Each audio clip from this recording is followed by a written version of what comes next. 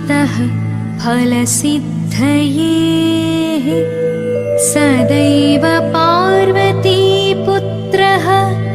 ऋणनाशं करोतु मे त्रिपुरस्य वधात् पूर्वं शम्भुना सम्यगर्चितः सदैव पार्वतीपुत्रः ऋणनाशं करोतु मे महिषस्य वधे देव्या गणनाथः प्रपूजितः सदैव पार्वतीपुत्रः ऋणनाशं करोतु मे तारकस्य वधात् पूर्वं कुमारेण पूजितः सदैव पार्वतीपुत्रः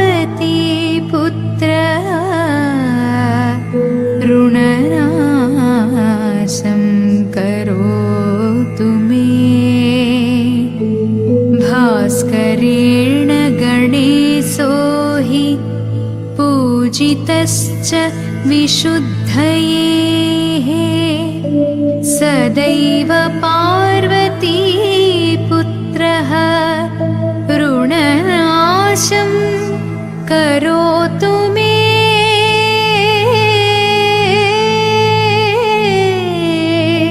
शशिना कान्ति वृद्ध्यर्थं पूजितो गणनायकः सदैव पार्वतीपुत्रः ऋणनाशं करोतु मे पालनाय च तपसां विश्वामित्रेण पूजितः सदैव पार्वतीपुत्रः ऋणनाशं करोतु मे सदैव पार्वतीपुत्रः ऋणनाशं करोतु मे ऋणनाशं करोतु मे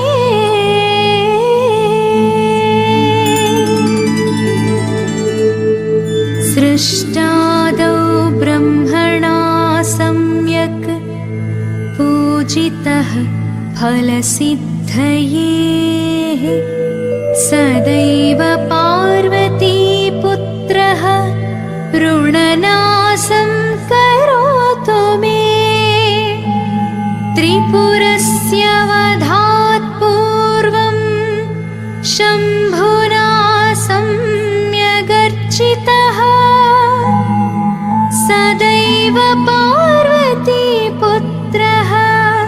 ऋणनाशं करोतु मे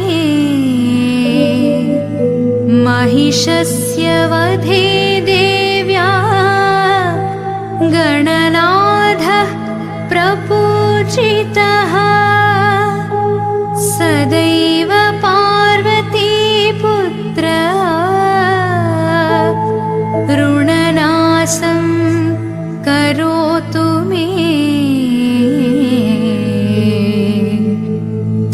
तारकस्य वधात् पूर्वं कुमारेण पूजितः सदैव पार्वतीपुत्रः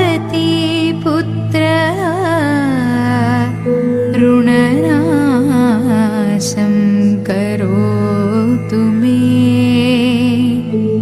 भास्करेण गणेशो हि पूजितश्च विशुद्धये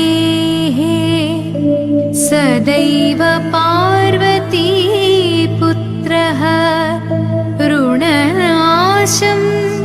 करोतु मे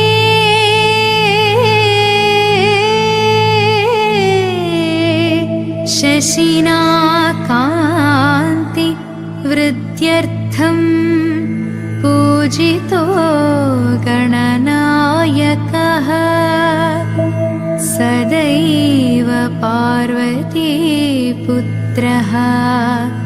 ऋणनाशं करोतु मे पालनाय च तपसां विश्वामित्रेण पूजितः सदैव पार्वतीपुत्रः ऋणनाशं करोतु मे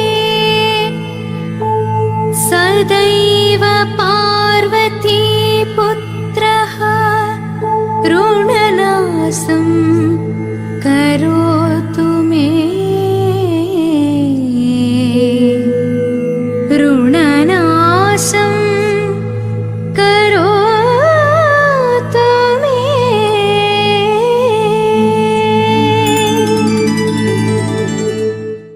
सृष्टादौ ब्रह्मणा सम्यक् पूजितः फलसिद्धये सदैव पार्वतीपुत्रः ऋणनाशं करोतु मे त्रिपुरस्य वधात् पूर्वं शम्भुना सम्यगर्चितः सदैव पार्वतीपुत्रः ऋणनाशं करोतु मे महिषस्य वधे देव्या गणनाथः प्रपूजितः सदैव पार्वतीपुत्रः ऋणनाशं करोतु मे तारकस्य वधात् पूर्वं कुमारेण पूजितः सदैव पार्वतीपुत्रः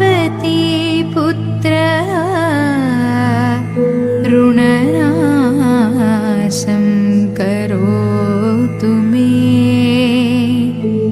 भास्करेण गणेशो हि पूजितश्च विशुद्धये सदैव पार्वतीपुत्रः ऋणनाशं करोतु मे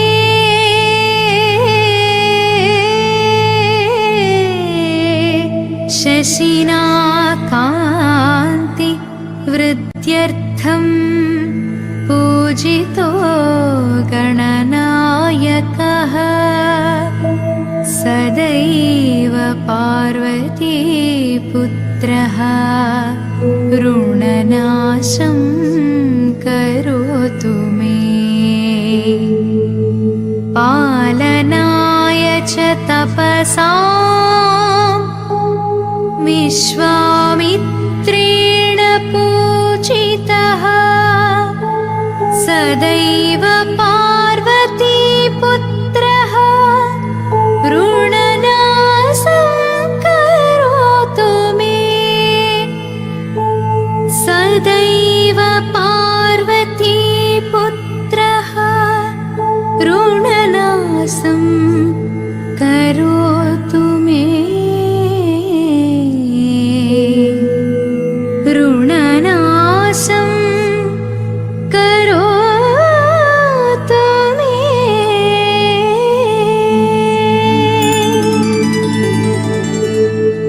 सृष्टादौ ब्रह्मणा सम्यक् पूजितः फलसिद्धये सदैव पार्वतीपुत्रः ऋणनाशं करोतु मे त्रिपुरस्य वधात् पूर्वं शम्भुना सम्यगर्चितः सदैव पार्वतीपुत्रः ऋणनाशं करोतु मे। महिषस्य वधे देव्या गणनाथः प्रपूजितः सदैव पार्वतीपुत्रः ऋणनाशं करोतु मे। तारकस्य वधात् पूर्वं कुमारेण पूजितः सदैव पार्वतीपुत्रः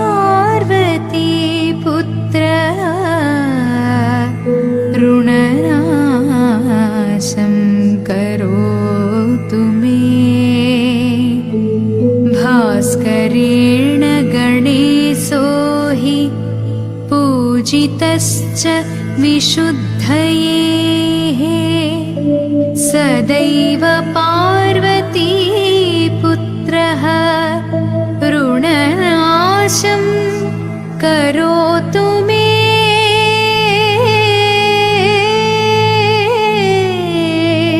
शशिना कान्ति वृद्ध्यर्थं पूजितो गणनायकः सदैव पार्वतीपुत्रः ऋणनाशं करोतु मे। पालनाय च तपसां विश्वामित्रेण पूजितः सदैव पार्वतीपुत्रः ऋणनाशं करोतु मे। सदैव पार्वतीपुत्रः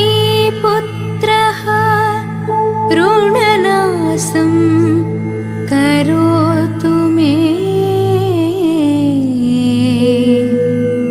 ऋणनाशं करोतु मे।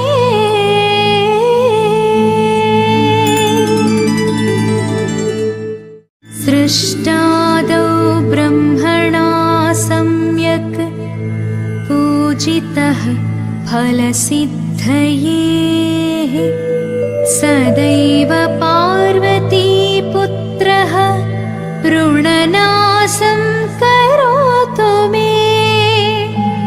त्रिपुरस्य वधात् पूर्वं शम्भुना सम्यगर्चितः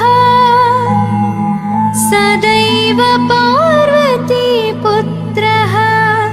ऋणनाशं करोतु मे। महिषस्य वधे देव्या गणनाथः प्रपूजितः सदैव पार्वतीपुत्रः ऋणनाशं करोतु मे। तारकस्य वधात् पूर्वं कुमारेण पूजितः सदैव पार्वतीपुत्रः ऋणनाशं करोतु मे। भास्करेण गणेशो हि पूजितश्च विशुद्धये सदैव पार्वतीपुत्रः ऋणनाशं करोतु मे।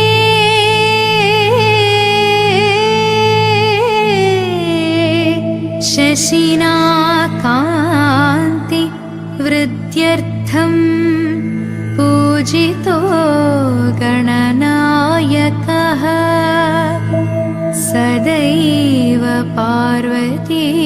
पुत्रः ऋणनाशं करोतु मे।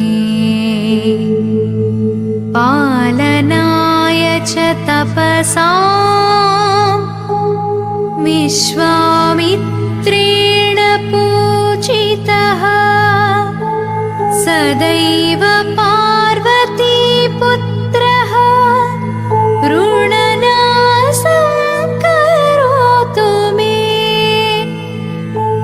सदैव पार्वतीपुत्रः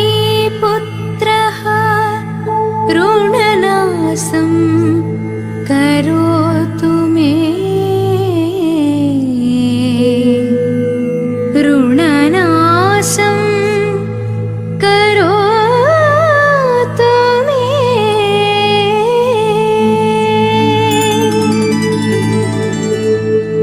सृष्टादौ ब्रह्मणा सम्यक् पूजितः फलसिद्धये सदैव पार्वतीपुत्रः ऋणनाशं करोतु मे। त्रिपुरस्य वधात् पूर्वं शम्भुना सम्यगर्चितः सदैव पार्वतीपुत्रः ऋणनाशं करोतु मे। महिषस्य वधे देव्या गणनाथः प्रपूजितः सदैव पार्वतीपुत्रः ऋणनाशं करोतु मे। तारकस्य वधात् पूर्वं कुमारेण पूजितः सदैव पार्वतीपुत्रः ऋणनाशं करोतु मे। भास्करेण गणेशो हि पूजितश्च विशुद्धये सदैव पार्वतीपुत्रः ऋणनाशं करोतु मे।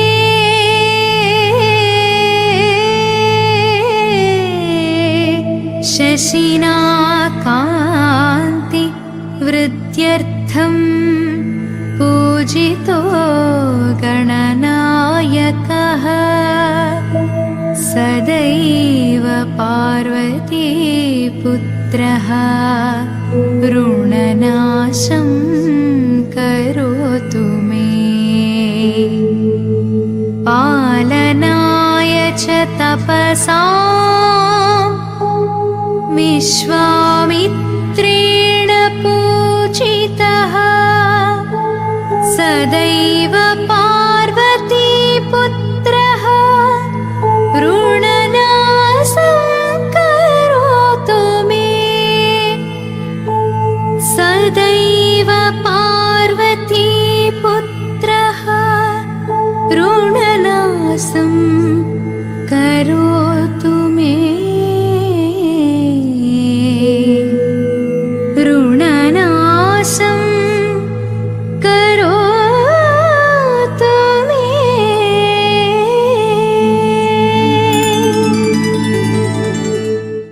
सृष्टादौ ब्रह्मणा सम्यक् पूजितः फलसिद्धये सदैव पार्वतीपुत्रः ऋणनाशं करोतु मे। त्रिपुरस्य वधात् पूर्वं शम्भुना सम्यगर्चितः सदैव पार्वतीपुत्रः ऋणनाशं करोतु मे।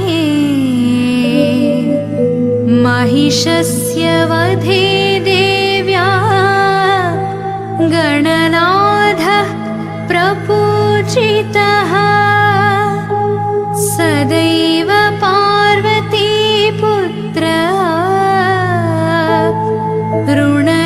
ऋणनाशं करोतु मे।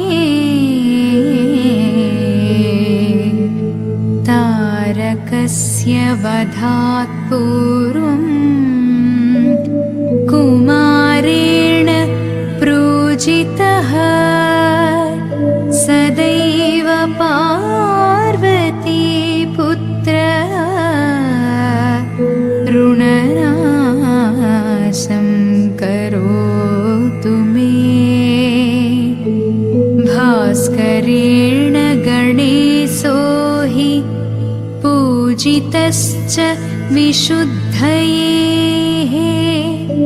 सदैव पार्वती पुत्रः ऋणनाशं करोतु मे।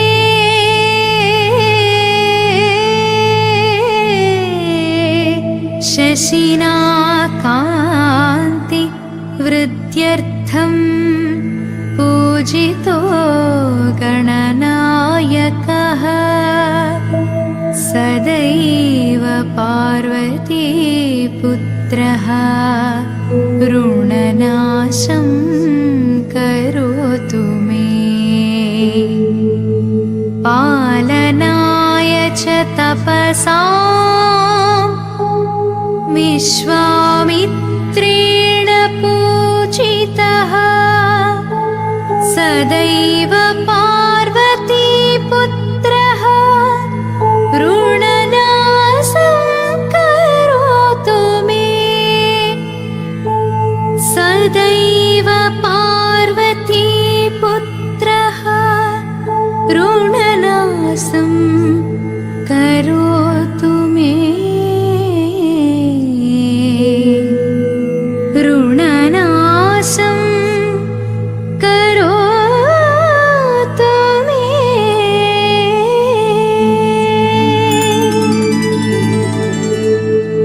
सृष्टादौ ब्रह्मणा सम्यक् पूजितः फलसिद्धये सदैव पार्वती पुत्रः ऋणनाशं करोतु मे। त्रिपुरस्य वधात् पूर्वं शम्भुना सम्यगर्चितः सदैव पार्वती पुत्रः ऋणनाशं करोतु मे।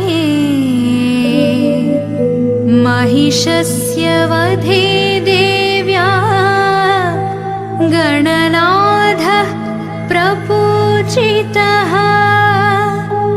सदैव पार्वती पुत्रः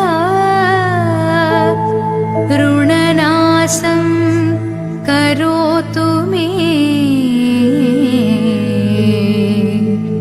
तारकस्य वधात् पूर्वं कुमारेण पूजितः सदैव पार्वती पुत्रः ऋणनाशं करोतु मे। भास्करेण गणेशो हि पूजितश्च विशुद्धये सदैव पार्वती पुत्रः ऋणनाशं करोतु मे।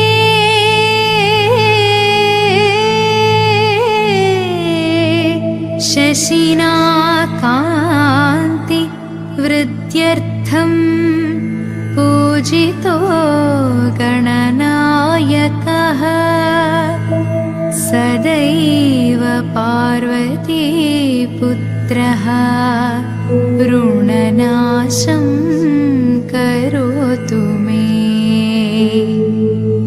पालनाय च तपसां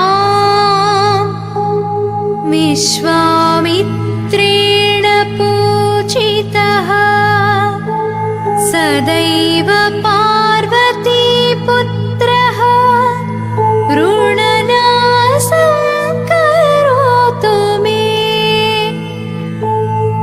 वसुदैव पार्वती पुत्रः ऋणनासं